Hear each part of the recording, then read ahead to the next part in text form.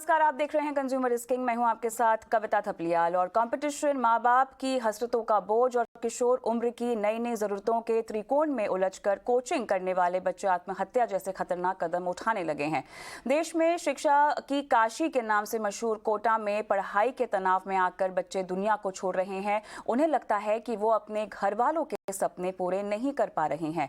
पढ़ाई में खुद को कमजोर मानकर ऐसे ही छात्रों ने खुदकुशी कर ली है। और एक के बाद एक यहाँ पर हम देख रहे हैं कि लगभग 3 छात्र हैं जिनकी उम्र 17 से 18 साल थी और मौत को उन्होंने गले लगा लिया।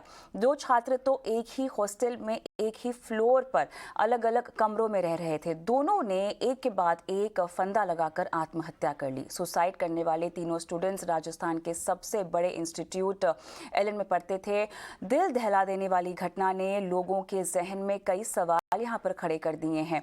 साफ सुथरी आबो हवा, राजस्थानी शैली के स्थापत्य और नए डिजाइन की इमारतों वाले कोटा में आखिर ऐसी क्या कमी है जो भविष्य संवारने के लिए यहाँ आए बच्चों को इस हद तक तोड़ देती है कि वो मौत को गले लगाने जैसा भयानक कदम उठा लेते हैं। चलिए, तो आज हम ये सवाल उठा रहे हैं, क्या है छात्रों की आत्महत्या की वजह? क्या ये सिर्फ पढ़ाई का दबाव है? कहीं ये माता पिता की महत्वाकांक्षाओं को यहाँ पर उनका बोझ के चलते बच्चे तो ये कदम नहीं उठा रहे? रुचि के उलट अलग विषय की चुनौती पर चिंता तो यहाँ पर नहीं है। क्या बच्चों से ज्यादा गलती उनके माँ बाप की है? इसी मुद्दे पर बात करेंगे। Geetanjali Kumar, career counsellor, Rita Kher, consulting psychologist, Shashi Prakash Singh, academic head Unacademy हमारे साथ जुड़ गए हैं। आप सभी का स्वागत है इस खास पेशकश में। चलिए, तो यहाँ पर शिक्षा का स्तर और इसकी बढ़ती सीरियसनेस पर हम सबसे पहले बात करते हैं। श्री प्रकाश सिंह जी, आपसे मैं जानना चाहती हूँ, जिस तरह से यहाँ पर सुसाइड केसेस रिपोर्ट हो रहे हैं, ये काफ़ी चिंताजनक बात है। ऐसा नहीं है कि छात्रों की सुसाइड करने की जो खबर है वो पहली बार आ रही है, लेकिन ख़ास बात यहाँ पर ये है कि कोटा जैसे शहर से, जहां पर हम जानते हैं कि कॉम्पिटिटिव एग्जाम्स के लिए बच्चों को तैयार किया जाता है, वहां से अगर इस तरह की खबरें आ रही है तो ये चिंताजनक बात है और एक गहन चर्चा का विषय भी बन जाता है। किस तरह से कोटा की अगर मैं ही बात करूं तो शिक्षा का स्तर, कंपटीशन का स्तर, प्रेशर का स्तर बढ़ा है पिछले कुछ सालों में? शशि प्रकाश सिंह जी जी, सॉरी, वॉइस क्लियर नहीं थी। देखिए, ये बिल्कुल सही बात है कि कंपटीशन का स्तर बढ़ा है। जैसे कि हमारे माननीय प्रधानमंत्री जी भी इसे शिक्षा की काशी कहते हैं। तो देश भर के कोने कोने के बच्चे इस पर्टिकुलर छोटे से शहर में आते हैं और इंजीनियरिंग और मेडिकल के अपने सपने पूरे करते हैं। ये आप सभी लोग जानते हैं कि जब 9-10 का बच्चा होता है तो उसका खुद की इतनी डिसीजन मेकिंग कैपेसिटी नहीं होती जितना पेरेंट्स होते हैं। वो ठीक से जान भी नहीं पाता है कि इंजीनियरिंग मेडिकल क्या होती है। काफी हद तक तो उसके पेरेंट्स ही डिसाइड करते हैं कि नहीं बेटा, आपको इंजीनियरिंग की तैयारी करनी, मेडिकल की करनी। मैं इसमें गलत सही पे नहीं जा रहा हूँ, मैं सिर्फ बता रहा हूँ कि वे कैसे होता है। हम लोग भी जब थे तो शुरू में काफी तक पेरेंट्स ही डिसाइड करते हैं कि मेरा बेटा बड़ा होकर डॉक्टर बनेगा, इंजीनियर बनेगा। और कुछ गलत भी नहीं है। हमारे एक मिडिल क्लास फैमिली में पेरेंट्स हमसे अगर उम्मीद नहीं करेंगे तो किससे उम्मीद करेंगे? तो पहली बात यह है कि कोटा जो उजागर हुआ है वो इस वे में उजागर हुआ है कि एक छोटा सा शहर जहां पे एक समय में कुछ टीचरों ने बड़ी मेहनत की, बड़े ही छोटे लेवल पर, मॉडरेट लेवल पर शुरुआत की और बहुत जबरदस्त मेहनत की और वहां से उन्होंने रिजल्ट लाया तो उसी से और जगह के बच्चे आने लगे और आज के समय में पूरे देश के बच्चे वहां पे आते हैं। तो आप ये तो मानेंगे कि अगर हम कुछ भी तैयारी कराते हैं बच्चे को, अगर आपको एक डांस क्लास में भी अपने छोटे बच्चे को डालना है तो आप यही देखते हैं कि हमारे मोहल्ले में कहाँ पर बच्चों को सबसे 4 अगर डांस क्लासेस हैं तो कहाँ पे सबसे अच्छी डांस सिखाई जाती है। तो कोटा आने का मेन रीजन तो यही है कि बच्चों को लगता है कि वहाँ पे कंपटीशन का अच्छा माहौल है, वहाँ पे टीचर जो है वो इंडिया के नामी टीचर्स हैं, वहाँ इंस्टीट्यूशन बच्चों पे बड़ी मेहनत करते हैं। ये बिल्कुल सही बात है, लेकिन इसके साथ साथ एक दुर्भाग्य भी है। जो ये बात जिस मैटर पे हम आज डिस्कस करने के लिए इकट्ठा हुए हैं, बहुत ही दुर्भाग्य की बात है क्योंकि हमारे लिए एक टॉपिक है लेकिन किसी की दुनिया ही पूरी उजड़ चुकी है। 16-17 साल का एक छोटा बच्चा जो कि उस समय उसको दुनिया में बहुत कुछ कर सकता था, दुर्भाग्यवश इस पर्टिकुलर दुनिया में नहीं रहा। तो ये सच है कि एकेडमिक प्रेशर तो है ही। हम अगर पूरी कॉम्पिटिटिव लेवल को अगर आप देखेंगे जो कि इंजीनियरिंग मेडिकल की तैयारी करते हैं, लगभग में 2.5% बच्चों का सिलेक्शन होता है। हमारे जो जितने बच्चे हमारे एग्जाम में पार्टिसिपेट करते हैं, जितनी सीटें हमारे पास है, मतलब समझ रहे हैं कि 97.5% बच्चों का सिलेक्शन नहीं होगा। ये सत्य है कि हमारे पूरे समाज, पूरा हमारा जो इकोसिस्टम है जिसमें सब लोग इन्वॉल्व है, जिसमें पेरेंट्स इन्वॉल्व है, समाज इन्वॉल्व है, टीचर इन्वॉल्व है, कोचिंग इन्वॉल्व है, गवर्नमेंट बॉडी इन्वॉल्व है, सब इन्वॉल्व है। ये सब उस 97% जो बच्चे हैं उसके बारे में ठीक से नहीं सोच पाते, या हम कह सकते हैं उनको ऐसा रास्ता नहीं दिखा पाते। तो कई बार ऐसे बहुत सारे बच्चे जो कि एक सोचिए उस टेंडर एज में जहां पर कुछ समय पहले तक पेरेंट्स इस बात से परेशान रहते थे कि बच्चा सब्जी लेने गया है और अभी तक आया नहीं, पड़ोस में खेलने गया था क्रिकेट अभी तक नहीं आया, और वो एक शहर से दूसरे शहर, एक नए शहर में चला जाता है। और उस नए शहर में कई बार हर बच्चे का देखिए अपना यूनिक नेचर होता है। कुछ बच्चे बड़ी जल्दी घुल मिल जाते हैं, दोस्तों से भी घुल मिल जाते हैं, कुछ बच्चे टीचर से भी घुल मिल जाते हैं, लेकिन कुछ बच्चे ये बिल्कुल सही है कि वो किसी से डिस्कस नहीं कर पाते, और वहां पर दुर्भाग्यवश उस एकेडमिक प्रेशर को कई बार वो झेल नहीं पाते हैं। सिर्फ एकेडमिक ही रिस्पॉन्सिबल नहीं होता है, बच्चों पर पेरेंट्स का डायरेक्टली या इनडायरेक्टली, इंटेंशनल या अनइंटेंशनल प्रेशर भी होता है। माँ बाप भी बातों बातों में, देखिए मोटिव गलत नहीं होता है, लेकिन वे की मैं बात कर रहा हूँ, कई बार बोल देते हैं कि बेटा जानते हो ना आपको कोटा क्यों भेजा गया है, बेटा आप जानते हो ना कि तो हमारी शशि फाइनेंशियल प्रकाश हालत जी, अब कैसी है, तक आप तब भी जो ये भेजा बात गया है। कह रहे हैं, शशि प्रकाश जी, अब जी तक जो ये बात कह रहे हैं, जी ये मैम, कोटा स्पेसिफिक बातें नहीं है। मतलब ये जनरल ये प्रॉब्लम ऐसा है होता आजकल बिल्कुल बच्चों की, और बिल्कुल जिस बिल्कुल तरह से, बिल्कुल मैम, हाँ, बिल्कुल तो मैम। मुझे कोटा कोटा में ये स्पेसिफिक बात जो इसलिए प्रॉब्लम है, जो ज्यादा, बच्चों की ग्रेडिंग अलग से कर दी जाती है, उनको अलग से बिठाया जाता है, जो बच्चों पर मेंटल प्रेशर डालता है, एक तरह से साइकोलॉजिकल इम्पैक्ट पड़ता है कि आपने सबसे स्मार्ट स्टूडेंट्स को एक साथ डाल दिया है, ग्रेड्स का इम्पैक्ट होता है। फिलहाल किस तरह के दबाव में है, किस तरह से भेदभाव किया जाता है बच्चों पर? नहीं मैम, पहली बात तो मैं क्लियर कर दूं कि आज के समय में ऐसा कोई सिस्टम नहीं है कि बच्चा जाता है तो उसके उसके मार्क्स के अकॉर्डिंग उसे बैच की सफलिंग होती है। ऐसा कुछ भी नहीं होता है। पहली चीज ये एकदम कंफर्म है कि ऐसी कोई चीज वहां पर नहीं होती है। हाँ, ये मैं बार बार कह रहा हूं कि जिस पर्टिकुलर एक छोटे से शहर में 2.5-3 लाख बच्चा है, तो वहां पर ये बातें उभर के अच्छे से आती हैं, वहां पर देश की नजर पड़ती है, और लोगों को लगता है कि हाँ ये एक बड़ी दुर्भाग्यवश बात है जिसको शायद हमने डिस्कस नहीं किया। तो ये एज ए होल हमारी सोसाइटी, हमारी इकोसिस्टम, हमारी कह सकते हैं शिक्षा प्रणाली की ही प्रॉब्लम है। चलिए, शिक्षा प्रणाली की प्रॉब्लम है, लेकिन थोड़ा सा और बारीकी में मैं जानना चाहूंगी। हमारे साथ रीता खेर और गीतांजलि कुमार भी जुड़े हुए हैं।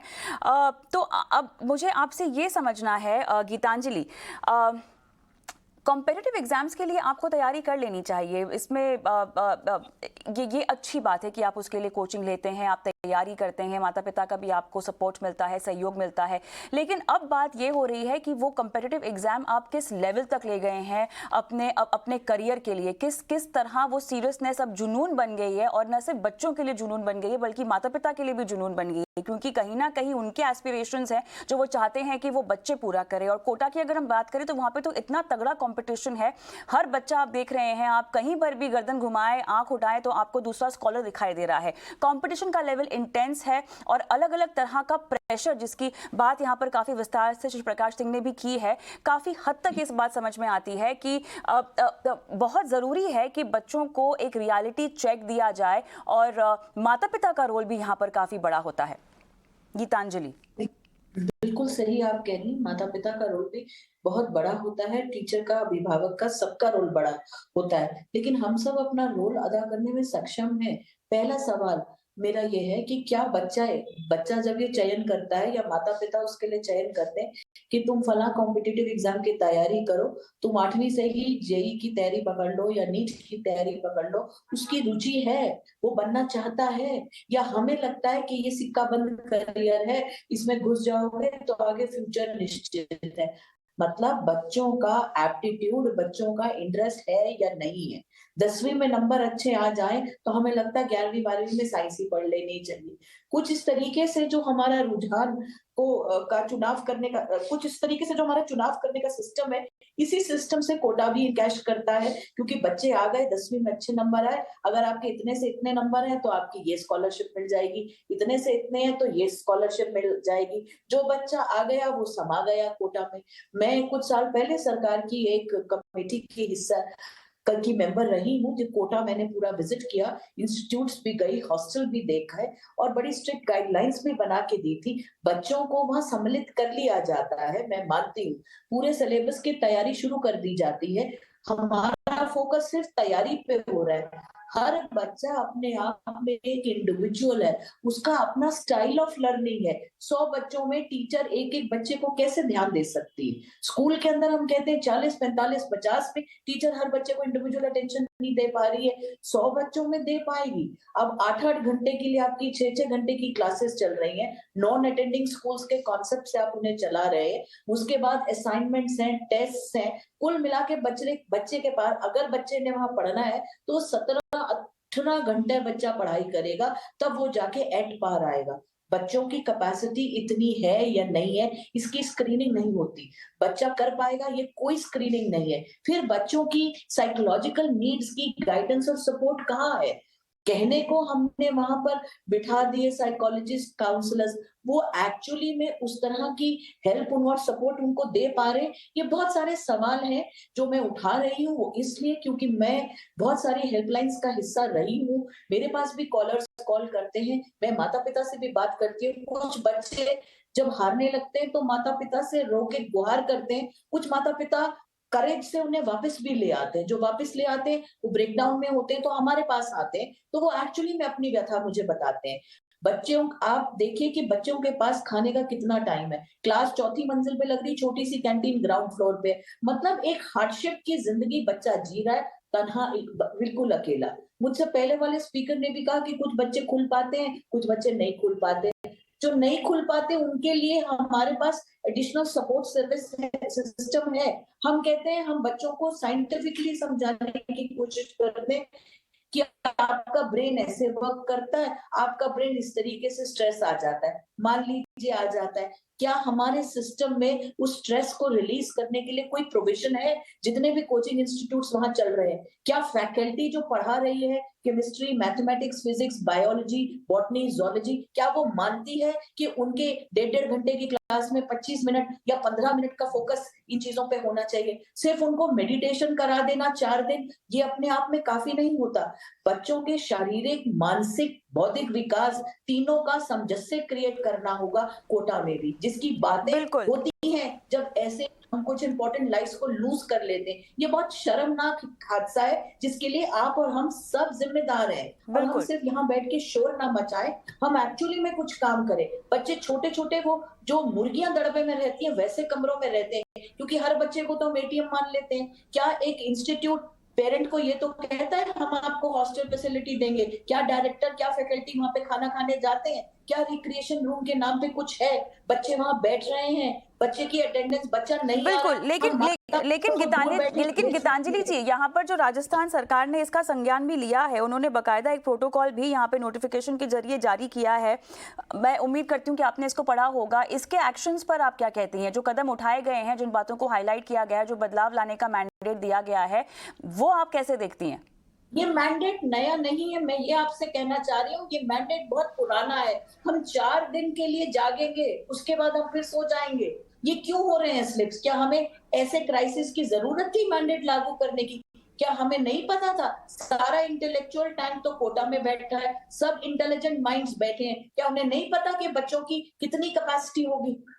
हम उनको ऑनलाइन से ऑफलाइन मोड में भी लाए हैं। क्या हम उनको फोकस कंसंट्रेशन करने की एक्सरसाइजेस करा रहे हैं? क्या हम उनको मेमोरी एनहांसिंग टेक्निक सिखा रहे हैं? हम जाते ही उनके सेक्शंस नहीं बदलते, लेकिन दो असाइनमेंट्स के टेस्ट होते हैं, उसके बाद हम उनकी स्क्रीनिंग कर देते हैं कि ये ब्राइट वाले हैं, ये लेस ब्राइट है, ये एवरेज बच्चे हैं। चलो, तो कहीं ना कहीं नहीं, कहीं ना कहीं शिक्षा प्रणाली में भी एक बदलाव की जरूरत है। रीता जी, आपसे भी वही सवाल होगा, क्योंकि जहां तक गाइडलाइंस मैं पढ़ पा रही हूँ, इसमें काफी ज्यादा तवज्जो जो है वो साइकोथेरेपेटिक सर्विसेज पर दी गई है और स्ट्रिक्ट एक्शन कोचिंग क्लासेस के खिलाफ भी उठाने की बात की गई है, जो बच्चों के साथ न सिर्फ फेक क्लेम्स करते हैं, फेक कमिटमेंट्स करते हैं, इतना ही नहीं, लेकिन जो मिसट्रीट भी करते हैं, जो इस तरह का भेदभाव करते हैं, जो गीतांजलि ने हाईलाइट भी किया है कि आप उनको कैटेगरीज में डिवाइड कर देते हैं और वो साइकोलॉजिकली बच्चे को इंपैक्ट करता है। कहीं ना कहीं बच्चे को लगता है कि वो एक अंडर परफॉर्मर है। आप इस गाइडलाइंस को कैसे देखती हैं और आपके मुताबिक इसे और किस तरह से बदलना चाहिए? क्योंकि ये शो जो हम कर रहे हैं उसका पर्पस ये है कि किस तरह का निष्कर्ष निकले, एक टेक अवे निकले, माता पिता के लिए भी, टीचर्स के लिए भी, और कहीं ना कहीं अगर आप जैसे इतने एस्टीम पैनल जब चर्चा करते हैं, पॉइंट्स रखते हैं, तो ये बात आगे तक जाती है। बताएं। First of all, my heartfelt condolences to the parents who have lost their children. और मैंडेट है by government, but who is seeing कि वो एग्जीक्यूट हो रहा है या नहीं. अभी चलो साइकोथेरेपी हो, बट कितने साइकोथेरेपिस्ट हैं वहां पे और कितने बच्चों को they are available. So what I suggest कि इट इज वेरी इंपॉर्टेंट, पूरी उसी करियर के चक्कर में, पूरा पढ़ाई के एम में वो भूल जाते हैं कि mental health is the most important aspect for children.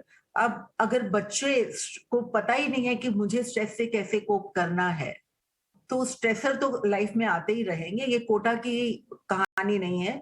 Every way, हर जगह जहां पे स्टूडेंट्स के ऊपर मार्क्स कम मिलते हैं उनको या कुछ होता है, वो स्ट्रेस फील करते हैं.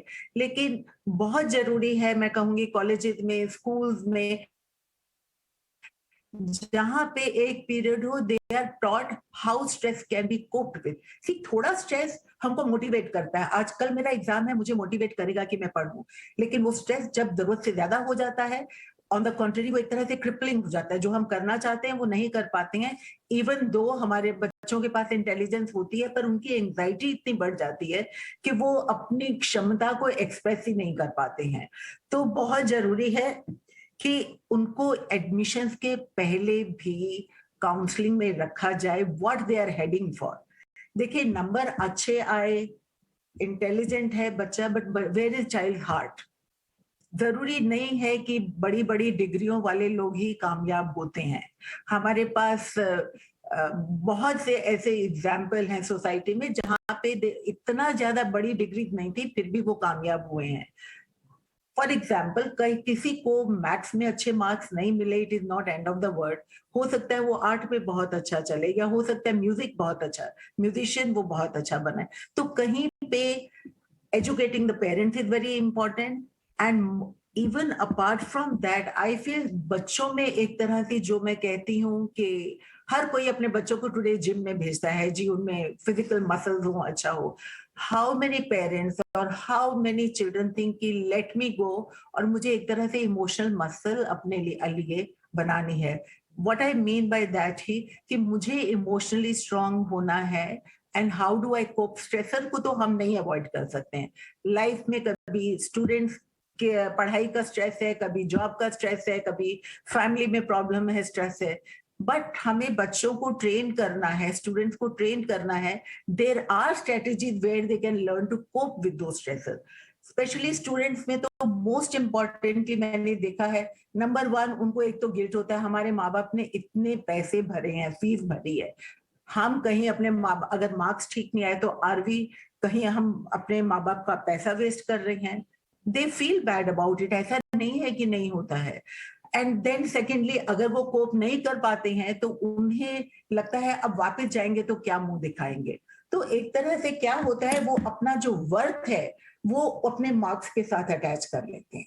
Where we have to tell them, if you pass, gold medal भी आपको मिले तो you don't become a great person. आपकी परफॉर्मेंस वाज ग्रेट. और अगर आप फेल होते हैं, नाकाम होते हैं, तो इसका मतलब ये नहीं है कि you are worthless. It only means कि उस एग्जाम में तुम्हारा जो परफॉर्मेंस था वो अच्छा नहीं हुआ. तो कहीं पे हमें उन्हें ये जो वर्थ अटैच होता है, वेदर इट इज गुड पे, अच्छे मार्क्स, उससे हमें सिखाना है कि कैसे they can learn to detach themselves from that, and what are the other strategies they can adopt which will help them not to have breakdown.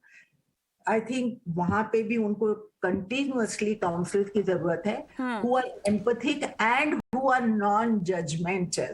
अगर बच्चे ने अच्छा नहीं किया है, whether it is parents, whether it is society, whether it is the teacher, most important is be non-judgmental. आप उनको एक कैटेगरी में मत डालिए. You know, इंडिया में कास्ट सिस्टम बहुत टाइम, बिल्कुल आपने सही कहा, लेकिन इसके साथ साथ एक जिस चीज की जरूरत है, और शशि आप शायद इस पे जवाब दे पाए, कॉम्पिटिटिव एग्जाम के चलते बच्चे जो हैं अपना जो फोकस है, एम है, एक पढ़ाई की तरफ करते हैं.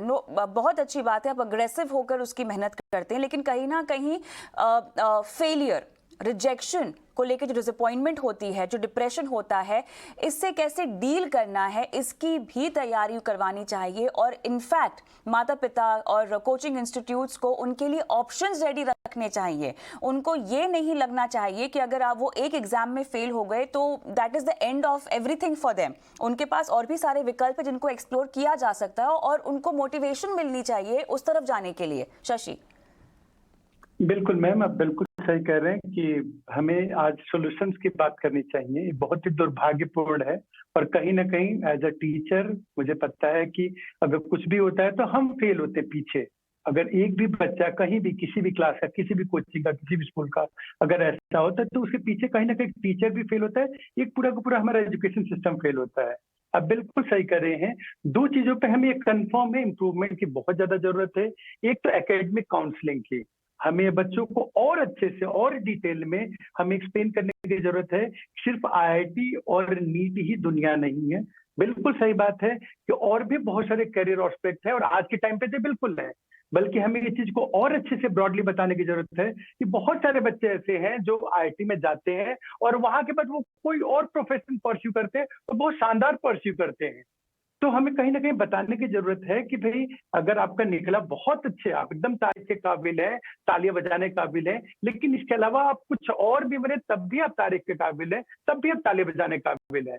तो कहीं ना कहीं हमें कैरियर गाइडेंस की बहुत ज्यादा जरूरत है। उनको ब्रॉडली बताने की जरूरत है कि अगर यहाँ नहीं तो और क्या क्या पॉसिबिलिटीज है, पहली चीज। दूसरा, इसके अलावा जैसा कि मैम ने कहा भी इससे पहले, वो है हमारी इमोशनल गाइडेंस, जो कि सबसे जरूरी है। इसमें ऑब्वियस सी बात है टीचर, कोचिंग इंस्टीट्यूट, पेरेंट्स, समाज के और भी लोग, जो बच्चा इंटरनेट पे जाता है, सब कुछ वहां के भी बहुत सारे ग्रुप कम्युनिटी, कुछ को मैं जानता हूँ जो कोटा में बड़ी एक्टिवली इस चीज पे काम भी कर रहे हैं, वो बल्कि कैंपेन भी चला रहे हैं, से नो टू सुसाइड। तो कंफर्म है समाज के ऐसे और भी लोगों को, सबको मिलकर सोचना चाहिए कि बच्चों को हम बात करने का मौका दें। कि बच्चा, अगर अब मैं कोटा की बात करूं तो कोटा में टीचर एक हीरो रहता है। जितनी टीचर को रिस्पेक्ट कोटा में मिलती है, मुझे लगता है कि किसी भी शहर में उतनी रिस्पेक्ट टीचर को मिलती है। तो ये इसी बात को प्रूव करता है कि वहां पे टीचर से बहुत ज्यादा अटैच होता है।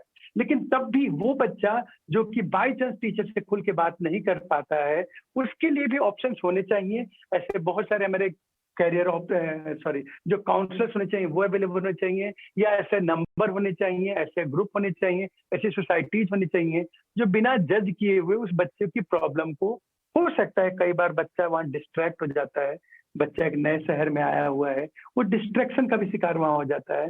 तो उस चीज में ऐसे ऑप्शंस होने चाहिए जहां पे हम उसको इमोशनल हैंडलिंग भी बताएं, साइकोलॉजिकल हैंडलिंग भी बताएं। क्योंकि ये सत्य है कि आज नहीं तो कल, कल नहीं तो परसों प्रेशर तो आदमी को झेलना ही है। वो इंजीनियर बना नहीं बना, डॉक्टर बना नहीं बने, बात की बात है, बट लाइफ से प्रेशर कहाँ उसको जाने वाला है। तो कहीं ना कहीं हमें इसमें भी जरूरत है कि हम उसको इम्प्रूव करें, कि कैरियर गाइडेंस, कैरियर काउंसलिंग उसकी और अच्छे से करें, साथ में इमोशनल और साइकोलॉजिकल काउंसलिंग भी हम एज अ होल पूरी सोसाइटी और अच्छे से करें, ताकि हम समाज से किसी होनहार को, किसी अपने भविष्य को देख के ना खोए। नहीं, चलिए, बहुत ज़रूरी है ये बातें माता पिता को समझ में आए, बच्चों को समझ में आए, और कहीं ना कहीं बहुत ज़रूरी है कि अब हम बदलाव की ओर आगे बढ़ें। हमारी जो शिक्षा प्रणाली है उसमें इस तरह के प्रोफेशनल कम्पिटिटिव एग्जामों की तैयारी भी शामिल की जाए, ताकि बच्चों को एक तो पहले अलग से कोचिंग ना लेनी पड़े, और अगर वो कोचिंग लेना भी चाहते हैं तो कम से कम इन सब बातों को ध्यान में रखा जाए कि साइकोलॉजिकल इम्पैक्ट उन पर ना पड़े, किसी भी तरह की एंग्जाइटी, डिप्रेशन और मेंटल इलनेस का वो शिकार ना हो।